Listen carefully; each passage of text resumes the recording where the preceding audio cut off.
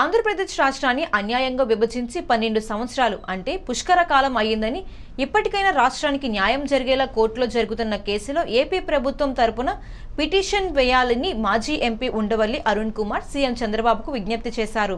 స్థానిక ప్రకాశం Nagar ధర్మంచర community hall book బ్యాంక్లో బుధవారం జరిగిన మీడియా సమావేశంలో ఉండవల్లి మాట్లాడుతూ ఏపీకి తీరని అన్యాయం జరిగిందని పార్లమెంటు సాక్షిగా ప్రధాని నరేంద్ర మోదీ, హోంమంత్రి అమిత్ షా అంగీకరించారని, దాన్ని దృష్టిలో పెట్టుకుని ఏపీ విభజన చట్టాన్ని అమలు చేయాలని కోర్టు ద్వారా ముందుకు వెళ్లాలని కోరారు. దీనిపై గత 10 సంవత్సరాలుగా తాను న్యాయ పోరాటం చేస్తున్నానని, విభజన వల్ల ఏపీకి రెవెన్యూ లోటు బాగా పెరిగిందని, దాన్ని రాబట్టుకోవటానికి ఇదే సరైన మార్గమన్నారు. దీనిపై సీఎం చంద్రబాబు, ఉప ముఖ్యమంత్రి పవన్ కళ్యాణ్కు తాను లేఖలు రాశారని వెల్లడించారు. 2 రాష్ట్రాల సీఎంలు చంద్రబాబు, రేవంత్ రెడ్డి కేంద్రం మధ్యవర్తిత్వం ద్వారా చర్చించుకుంటే చాలా సమస్యలు పరిష్కారం అవుతాయన్నారు. సుమారు ఏపీకి 70 నుంచి 80 వేల కోట్ల వరకు ఆదాయం వచ్చే అవకాశం ఉంటుందన్నారు. మాజీ మంత్రి అంబటి రాంబాబుపై రాష్ట్ర ప్రభుత్వం కక్ష సాధిస్తున్నట్టుగా కనిపిస్తోందని వ్యాఖ్యానించారు. తిరుమల లడ్డూ కల్తీ జరిగిందని, అయితే 10 గొడ్డు మాంసం కొవ్వు కలపలేదని మాత్రమే తాను చెప్పానన్నారు. కల్తీ చేసిన దోషులను చట్టపరంగా శిక్షించాలని కోరారు. నేను చెప్పిన మాటల కన్నా పెద్ద మాటలతోటి లోక్సభలో, రాజ్యసభలో 2 సభల్లోనూ చాలా గట్టిగా చెప్పారు. నేను అవి కూడా వెంటనే తీసి కోర్టులో వేశాను. అందుకని మీరు వాళ్ళు ఎవరన్నా ఫీల్ అవుతారేమో, మన రిలేషన్స్ పాడవుతాయేమో అనుకోకలా. వాళ్ళు అన్న మాటలను బట్టే మీరు వెళ్ళండి.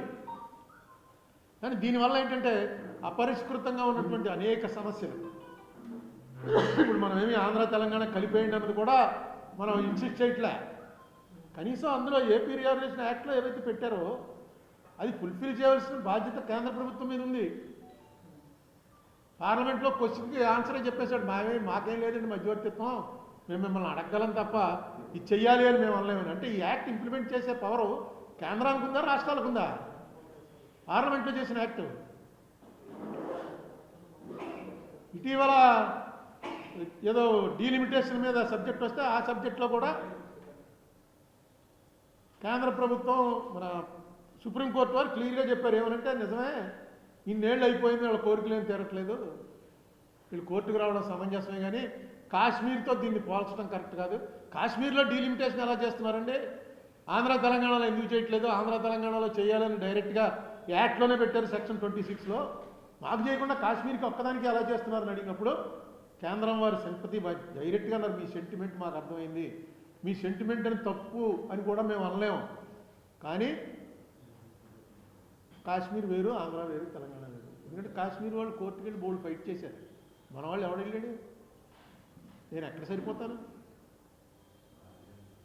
దయచేసి ఒక్కసారి కోర్టులో పెద్ద ప్లేయర్ని ఎవడన్నా కన్సల్ట్ చేసుకుంటే ఈ రాష్ట్రానికి మహోపకారం చేసిన వాళ్ళు అవుతారు. ఏదో అర్థం కాదు ఎందుకు మిమ్మల్ని ఇంతకుముందు ఒప్పుకున్నది. పోనీ ఇంతకుముందు అయితే కొంతమంది కొన్ని పార్టీల వాళ్ళు చెప్పారు నాకు, ఎందుగా అయిపోయింది వదిలే అయితే ఆ పార్టీలు ఎప్పుడు అధికారంలోకి రాలే. మీరు అధికారంలోకి రాకముందు, అధికారంలో ఉన్నప్పుడే చంద్రబాబు నాయుడు గారు అధికారంలో ఉన్నప్పుడే చెప్పాడు, నోనో దీన్ని వదిలే సమస్య లేదని. పవన్ కళ్యాణ్ గారు అయితే అసలు ఆయన ఆశ్చర్యపోయాడు, పార్లమెంట్ రికార్డు అంతా చదివి ఇదేంటిది ఇలా జరిగితే ఎందుకు వదిలేసాం మనం అని. సో ముఖ్యంగా ఈవేళ నేను ప్రెస్ మీట్ పెట్టింది 18 ఫిబ్రవరి 2014 మన ఆంధ్ర రాష్ట్ర చరిత్రలో ఒక బ్లాక్ డే. ఇది బ్లాక్ డే ఆంధ్ర రాష్ట్ర చరిత్రలో కాదు, భారత పార్లమెంటరీ చరిత్రలోనే ఇది బ్లాక్ డే అని స్వయంగా మన మోడీ గారు లోక్సభలోను రాజ్యసభలో కూడా చెప్పాడు. బ్లాక్ డే అన్న మాట వాడాడు.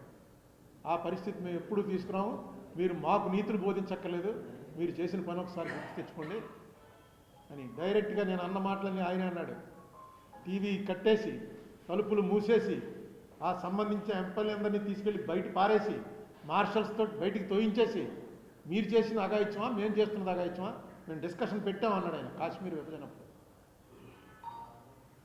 సో కనీసం వారు చెప్పిన మాటలన్నా ప్రేరణగా తీసుకుని మీరు మరొకసారి మిమ్మల్ని రాజమండ్రి ప్రెస్ వారి ద్వారా విజ్ఞప్తి చేస్తున్నాను.